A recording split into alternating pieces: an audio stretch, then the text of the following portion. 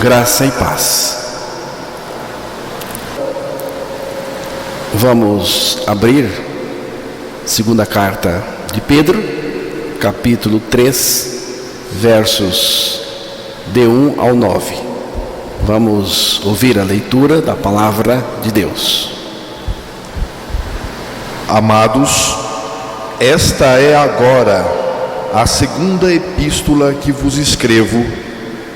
Em ambas procuro despertar com lembranças a vossa mente esclarecida, para que vos recordeis das palavras que anteriormente foram ditas pelos santos profetas, bem como do mandamento do Senhor e Salvador, ensinado pelos vossos apóstolos.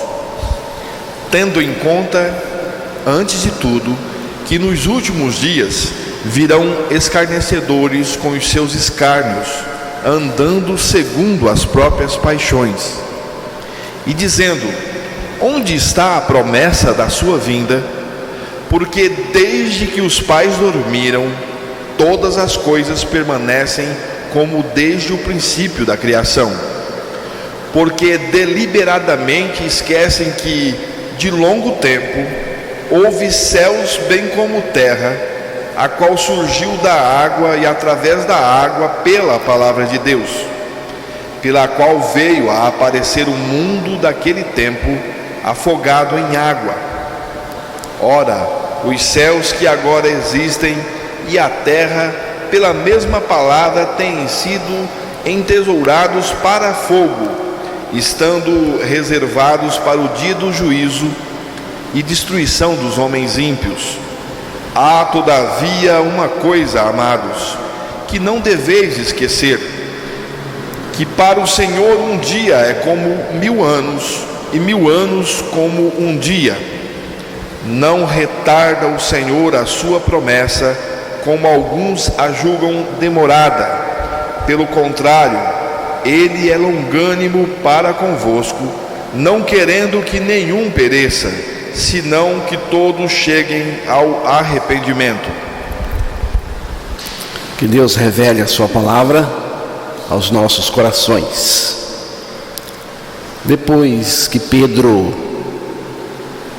falou sobre os falsos mestres, no capítulo anterior, ele falou dos falsos mestres, dos seguidores dos falsos mestres.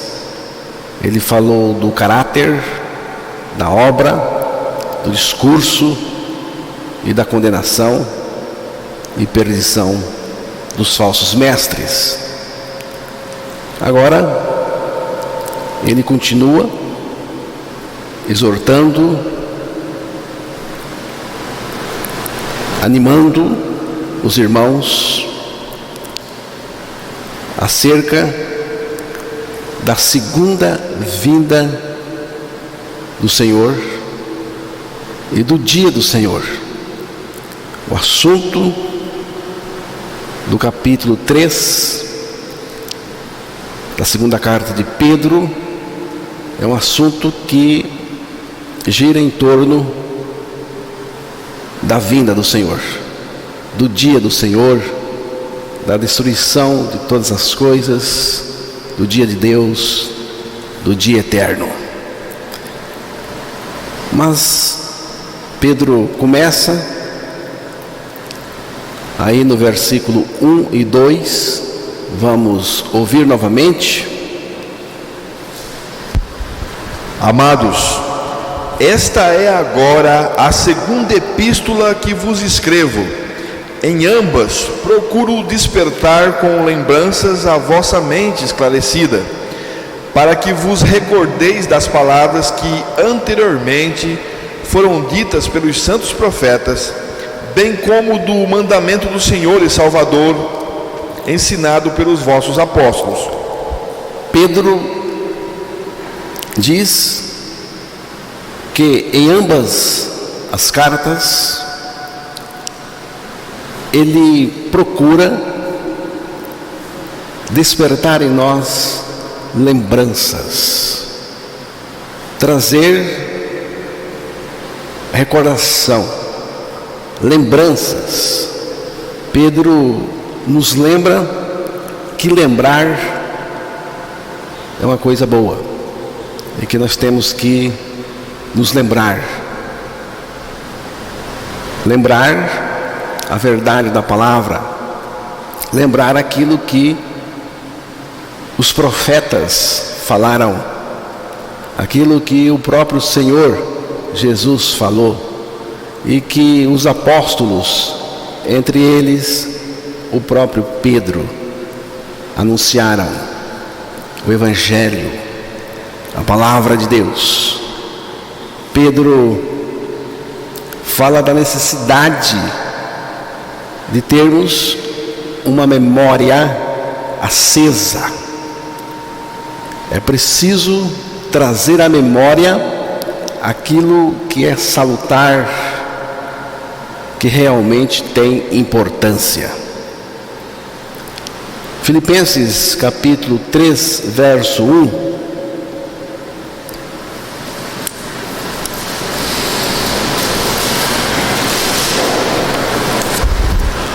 Quanto ao mais, irmãos meus, alegrai-vos no Senhor.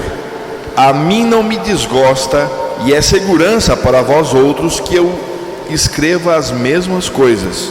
Escrever as mesmas coisas, repetir as mesmas coisas, as mesmas verdades da palavra de Deus, do Evangelho. E no caso aí, no texto que foi lido, foi Paulo que disse, e Paulo está dizendo que ele não se desgosta em repetir as mesmas coisas, porque normalmente as pessoas não gostam de repetição, mas quando o assunto é a palavra de Deus, é de suma importância.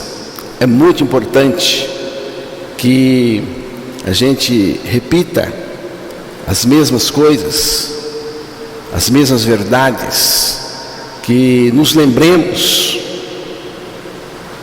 das verdades centrais da nossa salvação.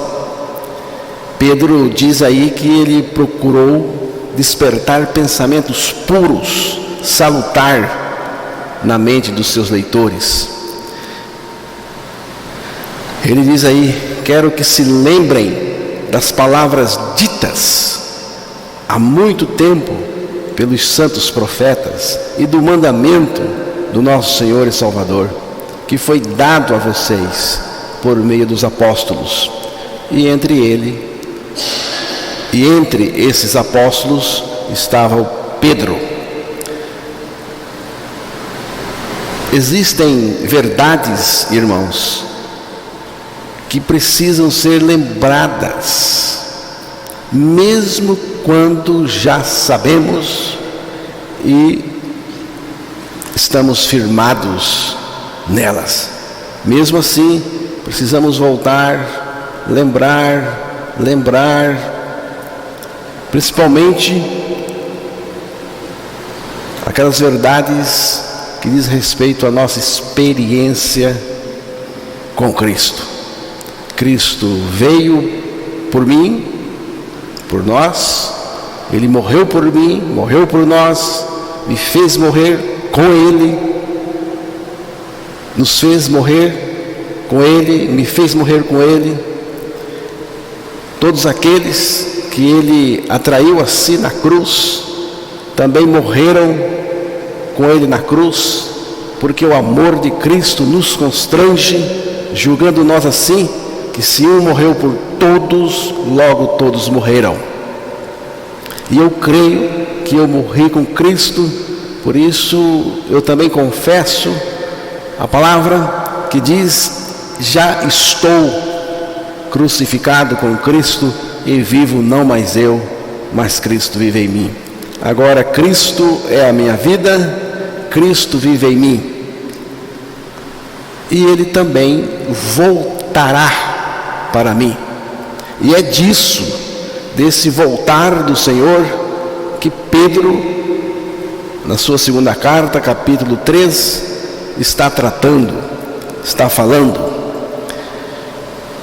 2 Pedro 3, verso 3 e 4. Tendo em conta, antes de tudo, que nos últimos dias virão escarnecedores com os seus escárnios, andando segundo as próprias paixões, e dizendo: onde está a promessa da sua vinda? Porque desde que os pais dormiram, todas as coisas permanecem como desde o princípio da criação. A primeira coisa que temos que verificar é os últimos dias. Pedro diz: nos últimos dias. Que últimos dias são esses que Pedro está falando? Últimos dias, irmãos, na palavra de Deus, representam o período que vai da primeira vinda de Cristo até a sua segunda vinda. Tivemos o primeiro tempo, o Antigo Testamento, e o segundo tempo, que é o Novo Testamento. E esse último tempo, o Novo Testamento, é chamado, do ponto de vista profético, de últimos dias. É lógico que hoje nós estamos bem mais próximos da vinda do Senhor, mas nós já estamos nos últimos dias, desde o dia da chegada do Filho de Deus neste mundo, sua morte, ressurreição, ascensão e a promessa que Ele nos fez de voltar. Nós já estamos nos últimos dias. Pedro estava vivendo já nos últimos dias, como nós também. Os últimos dias é todo esse período. E nesse tempo, isto é, nos últimos dias, vão surgir escarnecedores. Pedro falou que nos últimos dias chegarão escarnecedores, que já estavam presentes no tempo de Pedro. É nesse tempo, nos últimos dias, que os escarnecedores vão dizer: onde está a promessa da sua vinda? Porque desde que os pais dormiram, todas as coisas permanecem como desde o princípio da criação. Eles estão dizendo o seguinte: Jesus não vai voltar. É conversa furada. Os escarnecedores já estavam presentes na época de Paulo, na época de Pedro. Os escarnecedores já estavam presentes na época de Pedro, quando Pedro escreveu a sua carta. Mas ele diz que virão. Significa que os escarnecedores já estavam presentes na época de Pedro, mas que eles continuarão. Eles iriam vir. Até quando essa gente vai estar aí? Até Cristo voltar, até o Senhor voltar. Em nossos dias, irmãos, esses escarnecedores são ainda piores, porque ao passo que vai se aproximando do dia, as coisas também vão piorando aqui neste mundo. Então, esses escarnecedores continuam vindo, aparecendo. Por quê? Porque eles fazem parte dos últimos dias. Eles estão profetizados.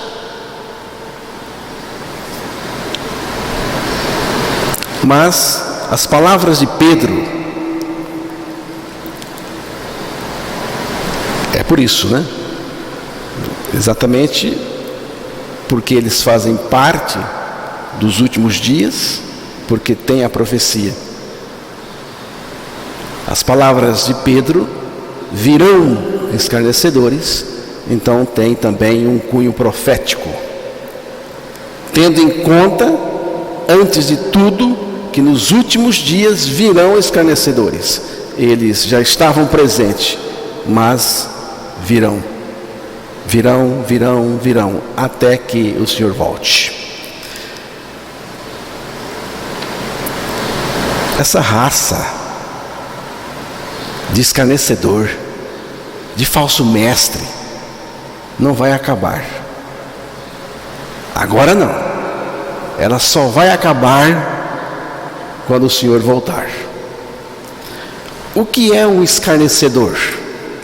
Precisamos entender o que é um escarnecedor.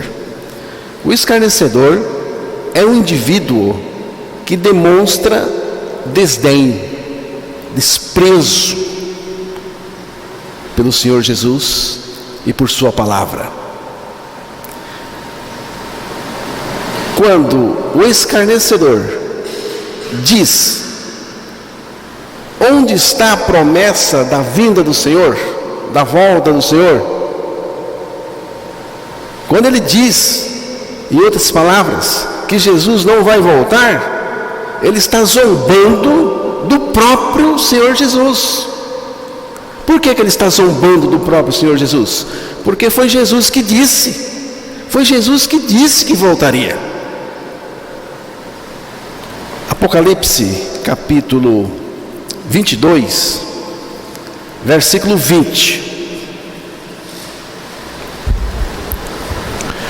Aquele que dá testemunho destas coisas diz: certamente venho sem demora.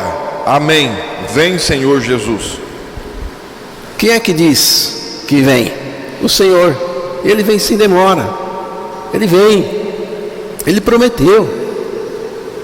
Só Ele prometeu que voltaria.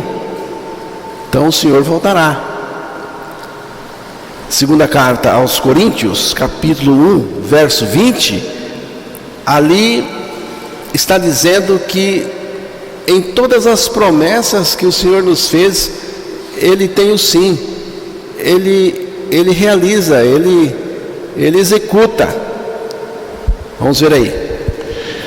Porque quantas são as promessas de Deus, tantas tem nele o sim, porquanto também por ele é o amém, para a glória de Deus, por nosso intermédio. Se Deus falou, Ele vai cumprir. Ele cumpre. O escarnecedor, ele zomba de Deus, do próprio Deus. Ele não tem respeito pela palavra de Deus. Zomba da palavra e zomba também daquele que crê na palavra. O escarnecedor é ímpio, perverso, cruel, arrogante, malicioso e enganoso. O escarnecedor, principalmente esse que Pedro está apontando, ele não está fora do cristianismo, não está distante do cristianismo, ele está dentro, ele está nas fileiras do cristianismo, ele está aí. Ele tem a ver com o falso mestre, que Pedro tratou no capítulo 2. Como ele não crê, logo ele acha que aquele que crê é um tolo, O escarnecedor também lança dúvidas naquilo que a palavra de Deus diz. Ele lança dúvida. Onde está a promessa da sua vinda? Porque desde que os pais dormiram, todas as coisas permanecem como desde o princípio da criação. Ele está aqui também lançando dúvida, colocando dúvida na cabeça das pessoas. Tem muita gente assim, irmãos, pregadores assim. Ele está pregando e ao mesmo tempo está colocando dúvida na cabeça dos ouvintes em relação à palavra de Deus. E faz isso deliberadamente. Aqui está o caráter nojento, terrível dessa gente, porque faz isso de maneira pensada, deliberadamente. 2 Pedro 3, verso 5.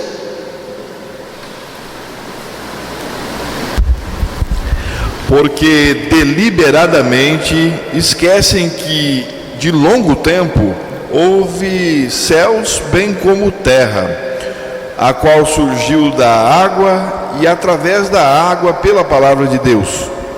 O escarnecedor tem uma intenção naquilo que ele faz. Há uma deliberação na sua atitude escarnecedora. Eles atacam as promessas da palavra de Deus. O objetivo de Satanás é atacar a palavra de Deus. Porque se ele tirar a palavra de Deus de uma pessoa, a pessoa ficou sem chão, está perdida. Então Satanás, ele procura atacar a palavra de Deus. Os escarnecedores também, eles agem do mesmo jeito do chefão deles, que é o próprio diabo. Em Gênesis capítulo 3, versos de 1 a 4, ali você vai ver como que Satanás agiu na tentação, e ele mirou a palavra de Deus, colocando dúvida e fazendo com que a mulher duvidasse da palavra de Deus. Mas a serpente, mais sagaz que todos os animais selváticos que o Senhor Deus tinha feito, disse à mulher: é assim que Deus disse: não comereis de toda árvore do jardim? Respondeu-lhe a mulher: do fruto das árvores do jardim podemos comer, mas do fruto da árvore que está no meio do jardim, disse Deus: dele não comereis, nem tocareis nele, para que não morrais. Então a serpente disse à mulher: é certo que não morrereis. Eles descaradamente argumentam, porque desde que os pais dormiram, todas as coisas permanecem como desde o princípio da criação. Para eles, a natureza segue invariavelmente um conjunto de leis uniformes, e tudo naturalmente.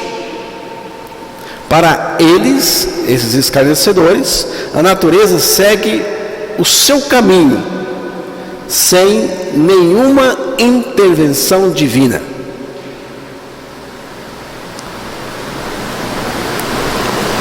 Eles tentam resumir tudo em um evolucionismo. A natureza encontra o seu caminho, ela vai surgindo, vai fazendo por si mesma. Até dizem: a mãe natureza é sábia. Eu já ouvi alguém dizer, já ouvi várias vezes: a natureza é sábia, a mãe natureza é sábia. Conversa. Não tem mãe natureza, tem pai, o pai da natureza. Esse sim, ele é aquele que criou a natureza, é o único Deus sábio, diz o apóstolo Paulo, o Deus criador, não só da natureza, mas de tudo.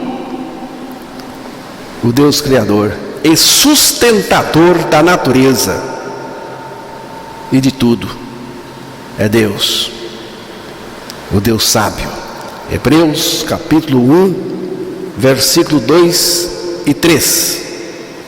Hebreus capítulo 1, verso 2 e 3.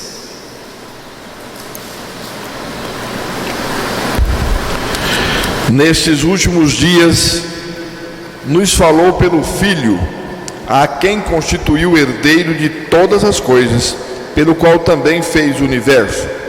Ele que é o resplendor da glória e a expressão exata do seu ser, sustentando todas as coisas pela palavra do seu poder, depois de ter feito a purificação dos pecados, assentou-se à destra da majestade nas alturas.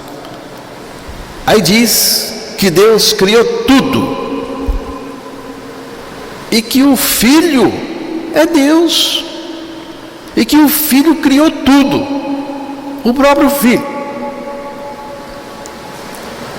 Deus criou tudo, fez tudo, e o Filho é Deus, portanto ele é o próprio Criador. Mas aí diz algo interessante a respeito do Filho de Deus. Ele criou tudo, mas diz aí que ele sustenta todas as coisas. Ele não só criou, irmãos, mas ele sustenta todas as coisas pela palavra do seu poder. Ele não põe a mão para segurar, ele sustenta só com a sua palavra. Sustenta todas as coisas pela palavra do seu poder. Sustentando significa dar um destino providencial. O Filho de Deus que criou todas as coisas sustenta todas as coisas, dando a cada coisa um destino providencial. Significa o seguinte, irmãos: não tem nada que acontece por acaso. Não é por acaso, não é por sorte, também não é por azar. Por trás de tudo está a providência de Deus. Viu, irmão José Rabelo? Por trás de tudo que acontece, até de uma folha que cai, até da árvore que cai, até da folha dela, tem um Deus que providencia tudo. Tudo. Eu creio na providência de Deus. E eu sei que tudo o que acontece comigo tem a providência de Deus. 2 Pedro 3, 5 e 6. Porque deliberadamente esquecem que de longo tempo houve céus bem como a terra, a qual surgiu da água e através da água pela palavra de Deus, pela qual veio a perecer o mundo daquele tempo afogado em água. A palavra de Deus nos diz para lembrarmos. Temos que lembrar, nossa mente despertada com lembranças. Aqui, os escarnecedores seguem um caminho diferente. Diz aqui, eles deliberadamente esquecem. Eles esquecem, deliberadamente, daquilo que Deus falou. Esquece o quê? O que eles esquecem? Diz aí que de longo tempo houve céus, bem como terra, a qual surgiu da água e através da água pela palavra de Deus, pela qual veio a perecer o mundo daquele tempo afogado em água. O escarnecedor se esquece disso. Mas Pedro diz que Deus criou tudo. Deus criou tudo pela sua palavra. E Pedro também cita o dilúvio, juízo trazido por Deus ao mundo antigo.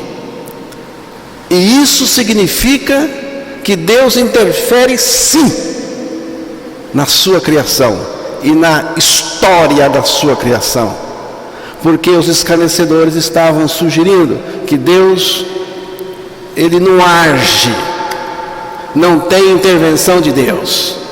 Mas aqui Pedro, ao citar o dilúvio, ele está mostrando e dizendo aos irmãos, não necessariamente aos escarnecedores, mas aos seus leitores, aos irmãos, que Deus interfere sim na sua criação, na história da sua criação, e o dilúvio é a prova que Deus interfere. O dilúvio é uma interferência de Deus na sua criação. Hoje, irmãos, já se pode constatar cientificamente a veracidade do dilúvio. Não tem mais como negar o dilúvio. A própria ciência comprova o dilúvio de diversas maneiras. Mas nós não estamos aqui para entrar pela ciência. Basta que a palavra do Senhor fale que aconteceu. Para mim basta. Só precisamos da palavra de Deus. Se ela está dizendo, é porque aconteceu. Pedro disse que Deus interferiu já na criação com o dilúvio, e ele diz, irmãos, que Deus irá interferir novamente na sua criação, e dessa vez será com fogo.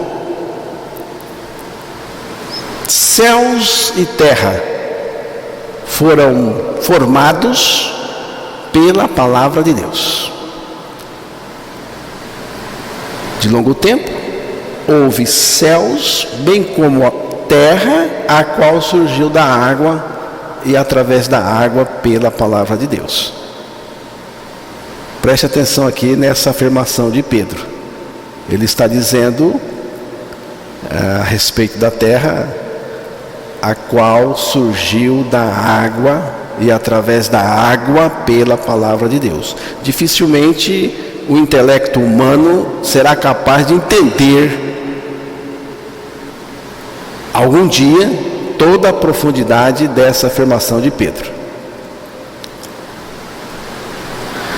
De acordo com Gênesis capítulo 1, versículo 2, a face da terra era coberta de água. Em Gênesis 1:6, lemos que Deus criou o firmamento para separar a água da terra, da névoa ou cobertura de nuvens sobre a terra. Em Gênesis 1:9, Deus separou terra seca do ajuntamento das águas. A porção seca foi chamada terra, e o ajuntamento das águas foi chamado mares. É possível, irmãos, que a expressão terra a qual surgiu da água e através da água pela palavra de Deus, descreva esse acontecimento de Gênesis. Desde a criação, a terra guardava em si os meios para a sua própria destruição. Você está notando? Deus já criou a terra de uma maneira que já estava ali providenciado os meios para que ela fosse destruída no caso do dilúvio, com água. Ela possuía água nas profundezas subterrâneas, nos mares e nas nuvens no céu. Gênesis capítulo 7, verso 11.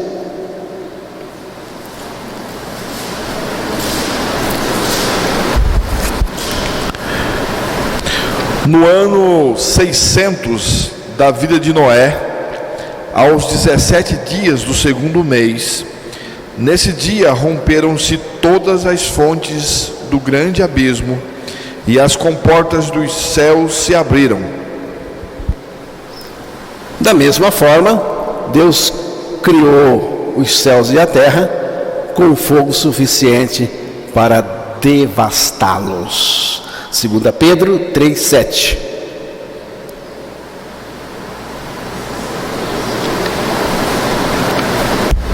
Ora, os céus que agora existem e a terra, pela mesma palavra, têm sido entesourados para fogo, estando reservados para o dia do juízo e destruição dos homens ímpios.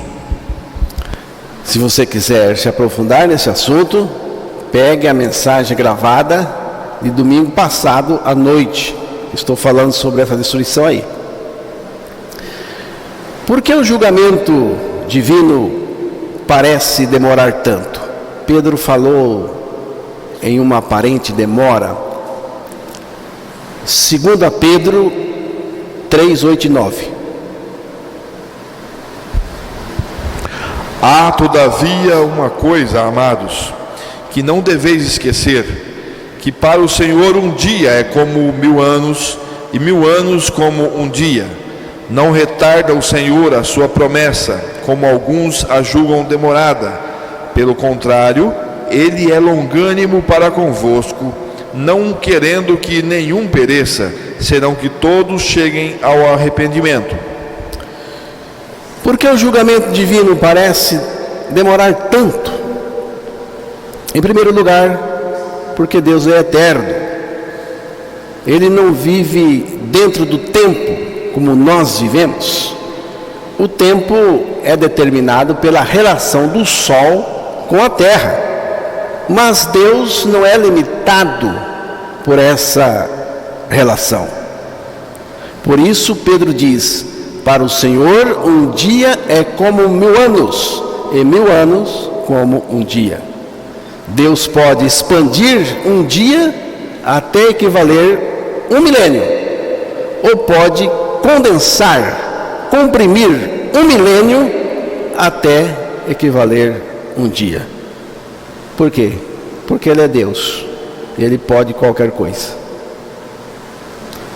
O que isso quer dizer para nós, na prática? O que isso nos ensina na prática? Quer dizer que Deus pode estender ou concentrar suas atividades. Ele é Deus e faz o que Ele quiser. E ninguém tem nada a ver com isso, né? Porque Ele é Deus. De Cristo para cá, irmãos, se passaram 2000 anos. Mas para Deus se passou 2 dias. Ou 2 dias pode equivaler 2000 para Deus, à vista de Deus. É o que Deus quiser considerar. Ele pode considerar o que Ele quiser. Pedro enfatiza o seguinte: não retarda o Senhor a sua promessa, como alguns a julgam demorada. Pelo contrário, Ele é longânimo para convosco, não querendo que nenhum pereça, senão que todos cheguem ao arrependimento. Você vê? Deus prometeu encerrar a história dos homens ímpios com o julgamento. O fato da vinda desse dia parecer demorada não significa que Deus é infiel à sua promessa. Significa sim, irmãos, que Ele é longânimo, paciente. Isso sim. Significa que Deus não quer que ninguém pereça, mas antes Ele deseja que todos cheguem ao arrependimento. Deus pode estender propositadamente o tempo da graça para que as pessoas tenham abundância de oportunidades de salvação. Deus oferece de maneira abundante oportunidade de salvação para todo mundo. Deus tem prazer em mostrar misericórdia. Vejam bem, Deus esperou cerca de 100 anos para mandar o dilúvio e já espera há vários milênios para destruir o mundo com fogo. É a sua misericórdia. Ele está dando oportunidade, dando tempo para você. Você não deve desperdiçar. 2 Coríntios 6, verso 1 e 2. E nós, na qualidade de cooperadores com Ele, também vos exortamos a que não recebais em vão a graça de Deus. Porque Ele diz: eu te ouvi no tempo da oportunidade e te socorri no dia da salvação. Não receba em vão a graça de Deus. Diz aí: eu te ouvi no tempo da oportunidade, te socorri no tempo da salvação. O que significa isto, irmãos? O que significa eu te ouvi no tempo da oportunidade? O que significa eu te socorri no dia da salvação? Isto tem a ver com a morte e a ressurreição de Cristo e a nossa morte e ressurreição em Cristo. Foi assim que Ele nos socorreu no dia da salvação. Foi assim. Morreu por mim, me fez morrer com Ele, ressuscitou, e eu fui ressuscitado juntamente com Ele pelo poder de Deus, e a partir da minha ressurreição, com Ele, Ele está em mim, Ele vive em mim, Ele é a minha vida, Ele é o meu tudo.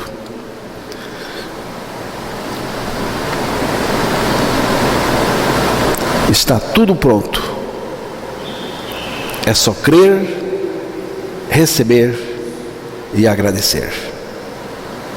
Creia, enquanto é o dia da salvação, porque terá que enfrentar o dia do Senhor, o dia de Deus, o dia do juízo. Hoje, o dia da salvação, mas tem o dia do Senhor, tem o dia do juízo. Depois Pedro vai falar no dia eterno.